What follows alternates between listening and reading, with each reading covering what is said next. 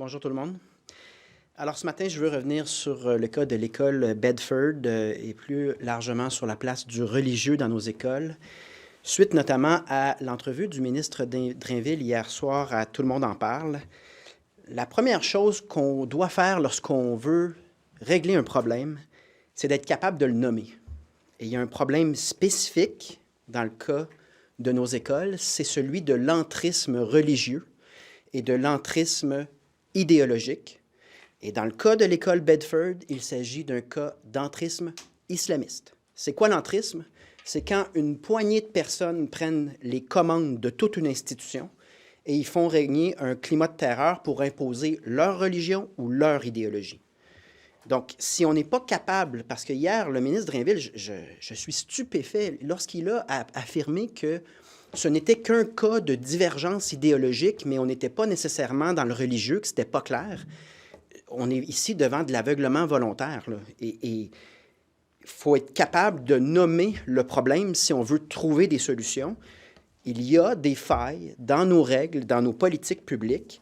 Ce cas-là, comme d'autres, démontre que les balises sur la laïcité au Québec ne sont pas assez claires et ne sont pas assez fortes.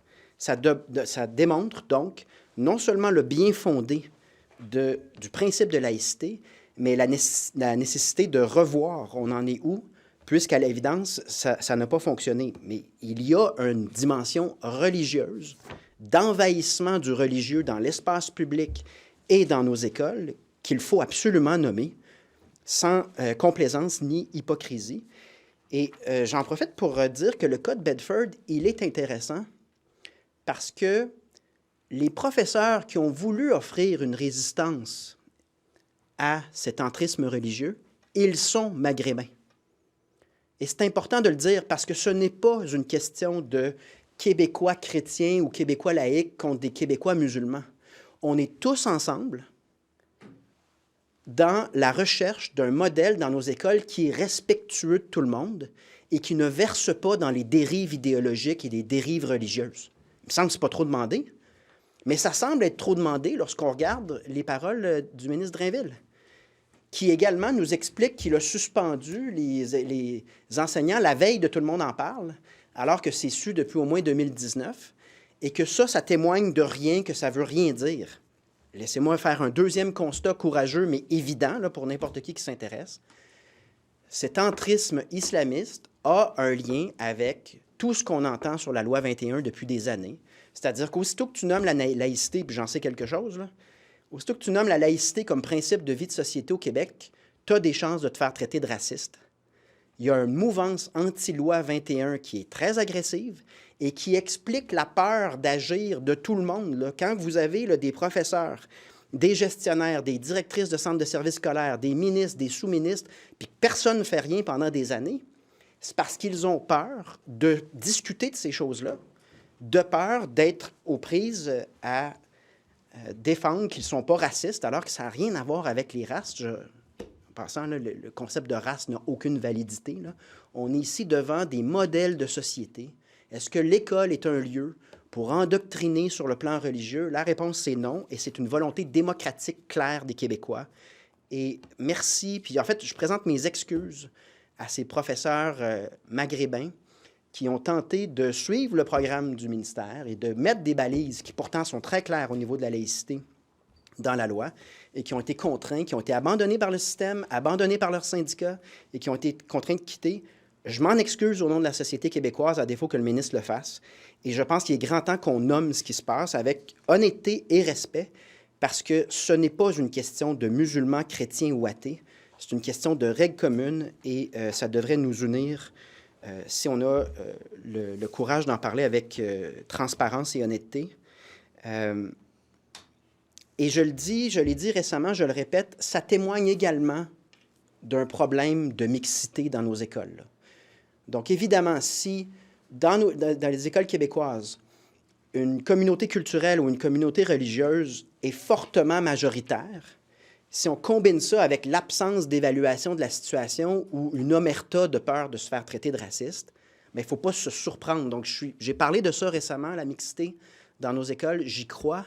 Et je pense que ça aussi, il faut le nommer. Il y a un enjeu ici d'absence de mixité sociale ethnoculturelle, linguistique dans plusieurs écoles de Montréal. Et je pense qu'il va falloir s'inspirer de ce que d'autres pays dans le monde font à ce niveau-là.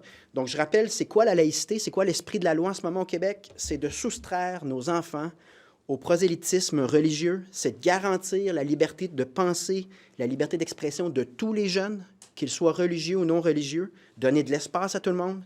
Et c'est le devoir de neutralité de l'institution. L'enseignant n'a pas à mélanger le religieux avec le programme du ministère, parce que le programme du ministère, ce n'est pas ça.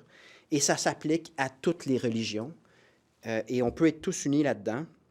Donc, ce qu'on propose vis-à-vis ça, c'est de consacrer notre semaine au Parti québécois, au renforcement de la laïcité au Québec. Ça va passer, évidemment, je félicite au passage Marois Risky, là, elle a fait un très bon travail et je suis entièrement d'accord avec elle. Congédiement de la directrice du service scolaire, elle le savait et c'est d'une hypocrisie, à mon avis, injustifiable que de prétendre que tout s'est passé normalement et qu'il n'y a pas de problème. On propose d'interdire les partenariats entre les écoles et les lieux de culte. Donc, un lieu de culte n'est pas censé rentrer dans l'école puis agir en partenaire. Et c'est pourtant ce qui se passe très clairement à la lumière du rapport. Pour bien y arriver, il va falloir aussi modifier la loi sur la laïcité pour enregistrer les lieux de culte sous une vraie dénomination de lieux de culte, les appeler par leur nom. Une église, un temple. En ce moment, ils sont enregistrés sur centre communautaire ou groupe communautaire. Ce ne sont pas des groupes communautaires, ce sont des églises. Ce sont des temples religieux. Donc, on va les nommer par leur nom au lieu de prétendre que c'est des organismes communautaires. Et on va établir des balises pour que les écoles ne soient pas le lieu de culte, ne deviennent pas un lieu de culte. Arrêter de subventionner les 50 écoles religieuses au coût de 160 millions par année. Donc, si on est moindrement cohérent sur l'éducation puis la cohérence de notre programme, on ne peut pas subventionner à 160 millions par année les écoles religieuses. Inscrire le principe de laïcité dans la loi sur l'instruction publique pour que ce soit clair, mais surtout se doter de mécanismes d'évaluation indépendante du respect de la laïcité, parce que clairement, ça a manqué de manière grotesque. Et étudier à la lumière de ce qui se fait à l'étranger, le principe de mixité dans les écoles. Comment est-ce qu'on peut amener plus de mixité de manière à ce qu'il y ait une représentation équitable de tous les points de vue qui sont constitutifs de la société québécoise et qui peuvent coexister en toute paix si on se donne des règles communes qui sont respectueuses de chacun.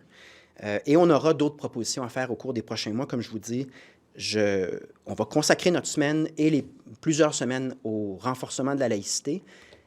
Mais à nouveau, sur l'entrevue de Bernard Drainville, s'il prétend qu'il n'y a absolument pas de questions religieuses puis que c'est juste des divergences idéologiques, puis s'il prétend que c'est normal d'attendre des années avant qu'il se passe quoi que ce soit, puis que non, il n'y a pas de malaise autour de la laïcité dans nos écoles, on ne peut pas trouver de solution parce qu'on n'est pas honnête sur les faits, ce que le rapport dit et sur le diagnostic. Mais vous, c'est juste au niveau religieux, dans le fond, que vous identifiez le problème.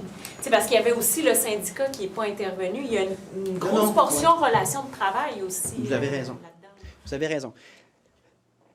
Convenons que le religieux est la plus grosse partie, mais convenons également que les institutions puis les groupes qui auraient pu faire le travail n'ont pas fait leur travail. Et moi, ce que je vous dis, c'est qu'ils n'ont pas fait leur travail en raison d'une autre forme d'entrisme, d'une autre forme d'infiltration. C'est l'infiltration idéologique anti-loi 21. Cette manière de traiter la laïcité comme un principe raciste qui fait en sorte que les personnes qui auraient pu intervenir ou parler avaient peur. Ils ne l'ont pas fait parce qu'ils avaient peur. Puis ça aussi, il faut le nommer. Donc, il y a un problème d'envahissement religieux, puis il y a un problème de malaise autour de la laïcité parce que les gens ont peur de se faire traiter de raciste parce qu'il y a des idéologues qui font ça depuis des années. Puis s'il y en a un qui le sait, c'est moi. Donc, il faut être capable de nommer tout ça sans complaisance si on veut se donner une chance de trouver une solution. Et je suis très conscient que c'est compliqué de trouver des solutions à ça. J'ai la volonté de représenter tous les Québécois, y compris les Québécois musulmans qui vont au temple puis qui comprennent que l'école, ce n'est pas un temple. Les musulmans aussi qui ont fui des régimes de totalitarisme religieux pour venir au Québec puis avoir la paix. Puis là, sont pris avec les mêmes dynamiques. Puis les Québécois athées, puis les Québécois chrétiens, il y a moyen de trouver des solutions si on nomme le problème avec honnêteté. C'est pas ça que Bernard Drainville a fait hier. Mais vous n'êtes pas un peu injuste avec le ministre, parce que ça a été abordé quand même, la question du religieux, mais M. Drainville a voulu être prudent en disant, justement, comme vous l'avez fait, il y avait des professeurs maghrébins qui se sont opposés. Donc, est-ce qu'il n'y a pas un risque d'être un peu trop réducteur de l'associer uniquement à un phénomène religieux, considérant qu'il y a aussi des professeurs qui ont résisté, qui étaient d'origine maghrébine? Mais non, c'est à proprement dit religieux. Premièrement, pour ce qui est du ministre Drainville, ça a duré 7 ans. Puis la mesure arrive la veille de tout le monde en parle. Tu sais, il y a un moment donné, là, oui, il y a un problème, il y a un malaise, puis on tente de l'étouffer. Puis les professeurs qui ont voulu appliquer le programme du ministère, puis appliquer la loi sur la laïcité, c'est pas des idéologues ou un conflit idéologique. Là, ils font pas de l'idéologie, ils appliquent le programme puis la loi. Là où il y a une dérive, c'est quand, malgré que les principes sont clairs, personne n'ose parler, personne n'ose nommer le problème, puis finalement, ça devient de l'oppression, puis des situations absurdes comme des préparations à la prière en classe, se laver les mains pour la prière, prier quand un enfant s'évanouit. Je veux dire, si on ne se réveille pas avec ces exemples-là, ça va nous prendre quoi, là? Nommons le problème, soyons respectueux de tout le monde et rappelons-nous que plusieurs musulmans québécois pensent que le religieux n'a pas sa place dans l'école. Puis qu'il y a des athées, puis il y a des chrétiens, mais on peut tous s'entendre, mais le respect des règles, c'est pas de l'idéologie, là, si je peux me permettre directement de répondre à votre question. C'est juste, c'était des profs qui ont été abandonnés alors qu'ils voulaient appliquer la loi puis le programme. C'est pas normal. Pourquoi M. Robert, la semaine dernière, il n'hésitait pas à parler d'obscurantisme religieux, puis M. Drainville avait un peu plus de réticence hier? Qu'est-ce qui... Ça veut dire quoi, selon vous? Il n'est même pas sûr qu'il y a un problème avec la manière dont la laïcité est structurée dans le système puis dans la loi. Il ne remet rien en question, puis il dit c'est peut-être pas religieux, c'est peut-être juste idéologique. Tu sais, il y a un moment donné, là, c'est... Les exemples que je viens de vous donner là, de prière en classe puis de prière pour sauver un enfant évanoui, là, si c'est pas religieux, c'est quoi? Je veux dire, donc, bonne question parce que c'est incohérent, mais de mon point de vue, ça témoigne du malaise qu'on a sur ces questions-là après des années d'idéologie anti-laïcité et d'intimidation idéologique en traitant le monde de racistes aussitôt qu'ils veulent trouver une règle de vivre ensemble qui respecte les différences de chacun sur ces questions-là. Avoir des écoles laïques, c'est pas du racisme, c'est juste essayer de trouver un modèle qui accommode tout le monde et qui respecte le fait qu'il y a un ministère, puis un gouvernement, puis un programme, etc. Mais rendu là, on fait quoi? Parce que le principe de laïcité, là, dans les écoles, il est là, il est dans la loi, il est dans le programme, vous l'avez vous-même dit, mais ça n'a pas été respecté dans ce cas-ci. Là, vous parlez d'un renforcement de la laïcité. Donc, exact. On redonne un tour de roue, on rouvre la loi. Je vous dis là, rapidement, là, donc on congédie ceux qui ont menti puis qui ont été absolument incompétents dans les circonstances. Ensuite, on change la dénomination des lieux de culte pour les appeler lieux de culte. Ben, c'est ça, mais c'est parce qu'ils vont dans les écoles. Donc, ça prend une clarification sur le fait que les temples n'ont pas d'affaires dans les écoles, puis que le religieux n'a pas d'affaires dans les écoles. Clairement, c'est pas clair. Puis les mécanismes sont pas assez solides. On arrête de financer les écoles religieuses. Il y en a pour 160 millions par année. On va mettre ça dans le réseau public pour rehausser les normes les ressources que nos écoles publiques ont. Puis on va changer la loi sur l'instruction publique pour qu'il y ait une évaluation de ces choses-là, puis que ce soit clair que l'école est laïque. Clairement, là, si à la lumière de l'ampleur du cas Bedford et peut-être des autres cas qu'on découvrira, on n'en vient pas à la conclusion que ce qu'on a en place est insuffisant, on n'avancera pas, là. Donc nous, on est volontaires et on va le faire dans le respect de tout le monde, mais sans complaisance sur les faits, comme malheureusement on l'a vu de la part du ministre Drainville hier. Est-ce que vous êtes d'accord avec le fait que le gouvernement, en fait, dit que c'est plutôt une réflexion sur l'intégration des nouveaux éléments qu'il faut avoir au sens plus large? Donc, la volonté, je comprends ici, c'est pas de modifier la loi sur la laïcité, mais de trouver des modèles de meilleure intégration des nouveaux éléments pour qu'ils adhèrent aux valeurs québécoises, finalement. La mixité est un facteur d'intégration. Donc oui, c'est une question d'intégration, mais ce n'est pas une question d'imposer des valeurs québécoises à un groupe. Moi, j'ai du respect pour un Québécois musulman ou chrétien qui va à l'église ou qui va à son temple le dimanche. Tu sais, je ne suis pas dans l'imposition d'une vue à qui que ce soit. Je veux simplement que tout le monde reconnaisse que l'école est un lieu sensible et important dans le développement de nos enfants et que dans ces circonstances-là, les règles de vivre ensemble sont primordiales pour la paix sociale. Et si un gouvernement ferme les yeux et n'agit pas sur des cas évidents d'envahissement du religieux dans nos écoles, bien, il faut retravailler puis redonner un autre examen là, sur ce qui ne fonctionne pas. Mais c'est pas ça que Bernard Drinville disait hier. Il disait, ben, tu sais, c'est peut-être juste idéologique, c'est peut-être juste... Je veux juste qu'on soit clair puis qu'on nomme les choses correctement. Puis ensuite, on aura une discussion qui implique aussi ceux qui vont au temple, que je respecte, là. C'est pas ça la question. Et peut-être deux choses, parce que j'ai noté dans votre allocution d'ouverture, vous avez dit à la fois que loi 21, les balises sont pas assez claires, et vous avez dit que les balises étaient claires, puis que les enseignants, certains enseignants d'origine maghrébine de cette école-là ont cherché à faire respecter ces balises-là qui sont pourtant claires. Ouais, les principes sont clairs. Les principes sont clairs. Bon. Ouais. Moi, je veux juste bien comprendre, là. Mais la loi 21, ce que vous voulez modifier, c'est quoi exactement? Donc, ce que je vous propose ce matin comme premier pas, mais c'est une discussion sociétale, là. On veut que ce soit juste, que ce soit dosé. Dans les premiers constats qu'on devrait faire, c'est que si il y a eu de l'aveuglement volontaire, il faut qu'il y ait des conséquences. Donc, la demande de Marois Risky sur le congédiement de la directrice du service scolaire, elle a raison. J'arrive à la laïcité, oui. Mais je le répète, là, puis je l'ai quand même dit, là, changer la loi de manière à ce qu'il n'y ait plus d'entrisme puis de mélange entre le lieu de culte, qu'on nomme même pas lieu de culte, on les appelle centres communautaires, mais qu'il n'y ait plus de lien possible entre le lieu de culte qui rentre dans l'école. C'est pas dans la loi. Clairement, c'est ça qui se produit. On va changer ça. Arrêter de subventionner les écoles religieuses, il y en a 50, là, c'est quand même un renforcement de la loi sur la laïcité. Inscrire dans la loi sur l'instruction publique des mécanismes puis des principes clairs qui nous permettent d'évaluer que c'est respecté, parce que clairement, on ne l'a pas évalué. Mixité dans les écoles, s'assurer qu'il y ait cette mixité-là. Mais je n'ai pas non plus la prétention que ce soit une liste exhaustive. Ma prétention ce matin, c'est qu'on n'arrivera pas à des solutions si on nomme pas le problème tel qu'il est. Puis si déjà on a réussi ça ce matin, puis qu'on a quelques pistes de solutions, moi je trouve que ça fait un point de départ intéressant. Parce qu'il faut que vous... J'essaie de comprendre là, la mixité. Là. Bon. Là, est-ce que c'est parce qu'il y a certaines écoles à Montréal où là, ça devient de plus en plus homogène au sens où c'est certaines communautés? Expliquez-moi ensuite ce qu'il faudrait faire. Là, mais je vais vous envoyer, en fait, mixité. il y avait un bon topo de la presse sur ça. Je vais vous l'envoyer, mais c'est vraiment, il y a des données assez claires sur l'homogénéité dans les écoles de Montréal. Qu'est-ce que ça fait? C'est qu'il n'y a pas d'intégration possible. Donc, l'intégration est un des sujets ici, là.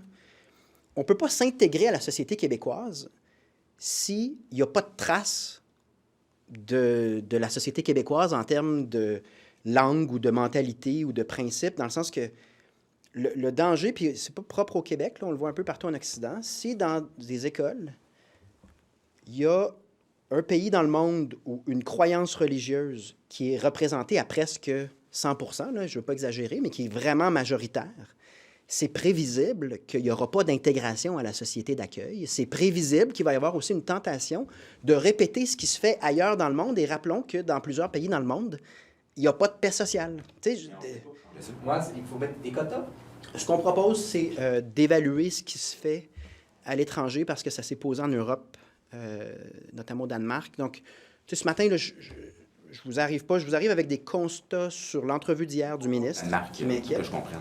Hein? J'essaie de comprendre. Ouais, Ils font quoi au Danemark, mettons? Tout ce que je propose ce matin, c'est d'évaluer ce qui se fait à l'étranger en termes de meilleures pratiques. Mais pour que tout le monde comprenne ce dont on parle, Je au vous Danemark, je vous enverrai des articles spécifiques si vous voulez des exemples, mais faites-moi pas dire quelque chose que j'ai pas dit. Là. Non, J'ai pas dit qu'il faut appliquer. Vous évaluez. J'ai pas dit qu'il faut appliquer le Exactement, modèle j'ai du tout compris Danemark ça, ou de mais la je veux juste Hollande. savoir de quoi on parle. On parle d'une évaluation des meilleures pratiques à l'étranger pour les pays qui se sont posé la question de la mixité sociale, et je sais que ça s'est fait en Europe. Donc, c'est tout ce que je dis là. Je ne veux pas appliquer le modèle d'un pays ou d'un autre. Je dis juste, on n'a pas de mixité sociale dans... Exemple de dans mesure qui serait à évaluer, qui Je n'est veux pas pas aller- votre non, position nécessairement. Je ne veux mais- pas lancer comme un token là, des solutions. Ok. Je m'engage et je veux que le gouvernement évalue les mesures et les meilleures pratiques dans le monde en matière de mixité sociale à l'école. Je m'arrête là. Mais donc, Parce que l'effet... les enfants vont à l'école dans leur quartier. Exact. Comment on peut appliquer la mixité dans ce cas-ci? Je demande à ce qu'on On obligerait étudie. les gens Je demande à ce qu'on déplacer? étudie comment on peut le faire. Comment déplacer les gens? C'est pas tant de déplacer des gens. Je vous dis étudions parce que je sais que ça s'est posé comme question ailleurs en Occident. C'est pas propre au Québec, là, l'école Bedford. Donc, donnons-nous la peine de regarder comment d'autres pays occidentaux et démocratiques travaillent pour atteindre une mixité sociale, mais je veux pas qu'on aille plus loin que ça parce que ce bout-là, j'ai pas la prétention d'avoir des solutions faire en sorte que là, ça soit plus nécessairement attaché au territoire, école de bassin et tout ça pour essayer d'avoir des classes plus... Étudions ce qui se fait à l'étranger, mais aussi, tu sais, on peut consulter des sociologues, des spécialistes d'éducation, voir ce qu'ils en pensent. Mais mon constat, c'est qu'il y a un enjeu d'homogénéité qui a été documenté, puis qu'on n'a pas le choix de se pencher sur les meilleures pratiques ou les politiques publiques pour essayer de corriger cette situation-là. Je pense que c'est un point de départ. Est-ce qu'il y a un dénominateur commun? Est-ce que c'est un exemple d'échec de la loi 21? Est-ce que c'est face à ça qu'on est en ce moment? On est devant un malaise idéologique. Mais la loi 21 devait garantir, justement... Oui, mais il y a tellement de principes. militantisme idéologique contre la loi 21 que quand les gens veulent la nommer, ils ont peur. Donc, c'est un échec. Bien, c'est insuffisant à l'évidence, fait qu'on va le renforcer. Et là, quand vous parlez de l'homogénéité, moi, je veux bien comprendre parce que vous dites qu'il faut nommer les choses. Là. Bon, l'homogénéité, c'est vous dites qu'il y a des écoles actuellement à forte composition de personnes issues de Religieuses ou ethnoculturelles. communautés musulmanes, principalement. Donc ça, si on appelle les choses. Oui, mais ça peut être aussi d'autres groupes. Là. C'est pas... Est-ce que c'est parce qu'il n'y a pas assez de Québécois dans les classes de certaines écoles? Je vous enverrai les données. Là. Le nombre d'écoles où 75% et plus des élèves sont pas nés au Québec sont quand même élevés à Montréal. Donc, moi, ce que je dis, c'est on devrait étudier comment on arrive à une mixité de sorte qu'il n'y ait pas des microcosmes qui se forment. En fait, ce qu'on veut, c'est éviter des situations d'homogénéité telle que même la loi a plus d'importance. C'est ça un peu le cas de l'école Bedford. La loi se rend plus.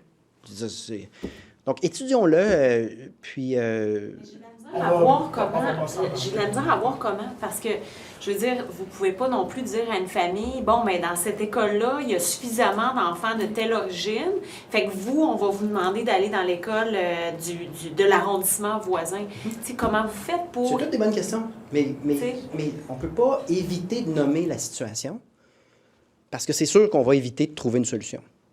Donc, moi, tout ce que je dis ce matin sur ce point-là, puis c'est pas mon seul point, mais on va au moins étudier ce qui se fait dans d'autres pays, puis consulter. Mais là, je pense que j'ai répondu aux questions. J'ai fait le tour. Je veux juste comprendre l'affaire. 75% et plus de gens issus de communautés diverses. Là, je me dis, bon, mais là, c'est-tu être homogène, ça, ou c'est plutôt assez hétérogène? Merci. Dans le sens où il n'y a personne qui, je vous renvoie les de façon religieuse, je vous renvoie les statistiques sur l'homogénéité. L'homogénéité en question a été nommée dans un article de la presse que je vais vous envoyer. Monsieur Saint-Pierre Plamondon. You're basically saying that there is a failure here with Bill 21, and there is also a failure here with the children of Bill 101. What's the link with Bill 101?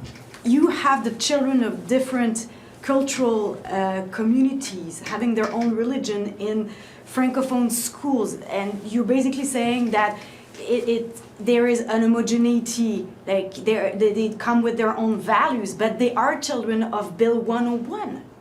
Yeah, but like the notion of secularism and the difficulties in integrating or finding common ground on how school should work, they exist in England, they exist in Switzerland, they exist...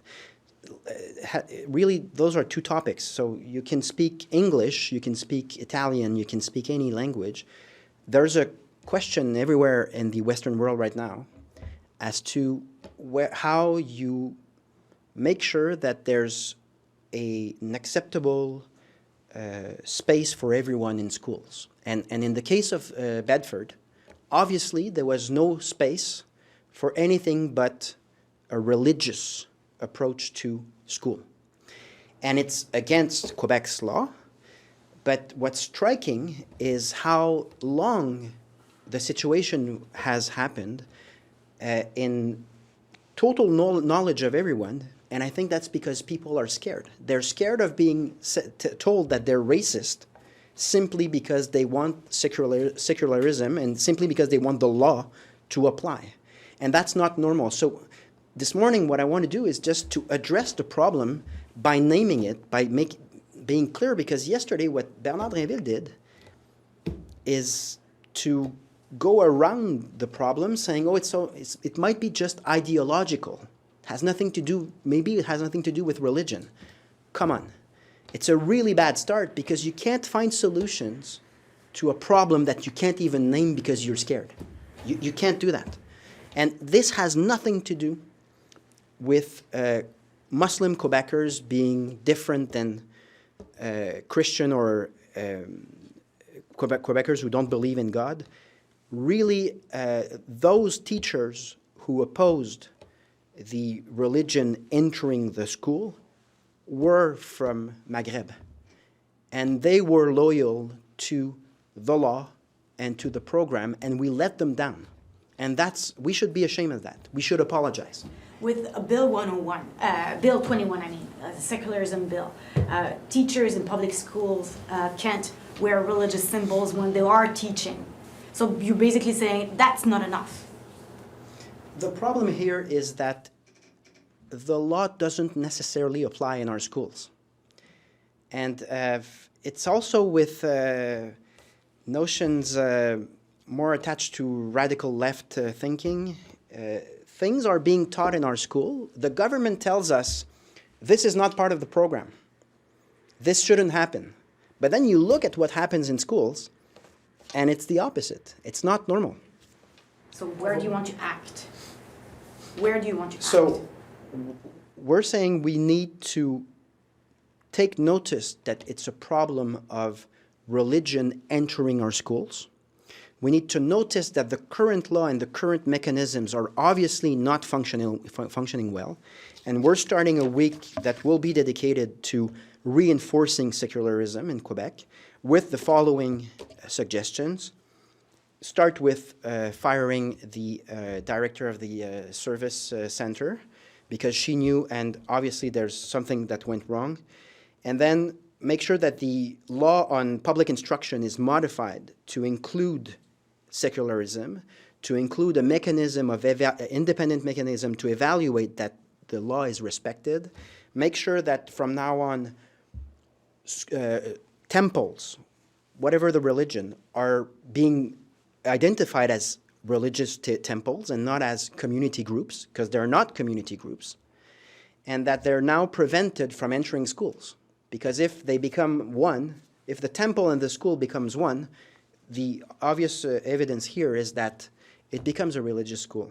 And we also think that we should cut subsidies to all religious schools, because there are 50 religious schools in Quebec right now, and it costs 160 million a year.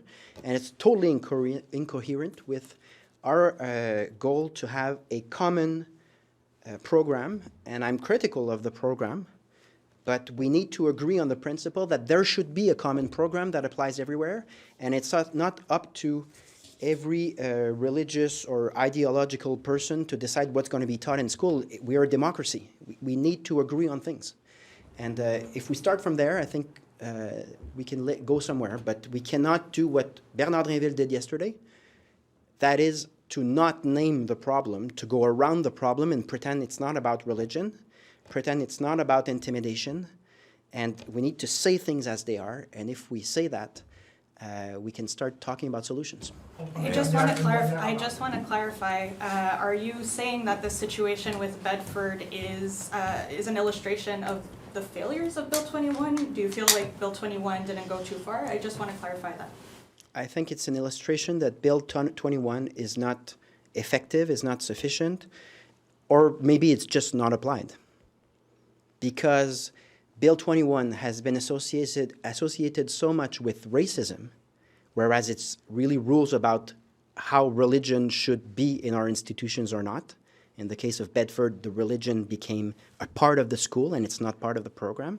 But maybe there's ideological intimidation to the point that people who witness things that are not normal, especially those teachers from the Maghreb who tried to oppose what was going on, maybe we let them down and the law is not effective. It's not being applied because people fear they will be identified as racist or I don't know what else. There were other components to this, excuse me, to this report as well. You know, students being punished essentially for not having learning disabilities, being prevented from getting that care.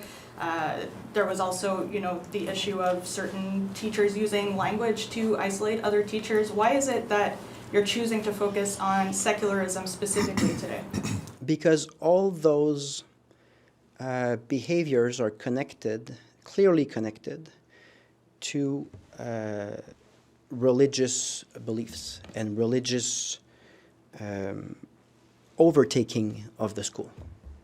And if you look at Christian schools at the time of Duplessis, you'll find some similar things. I mean, in the history of Quebec, there are reasons why we decided to get rid of religion in schools.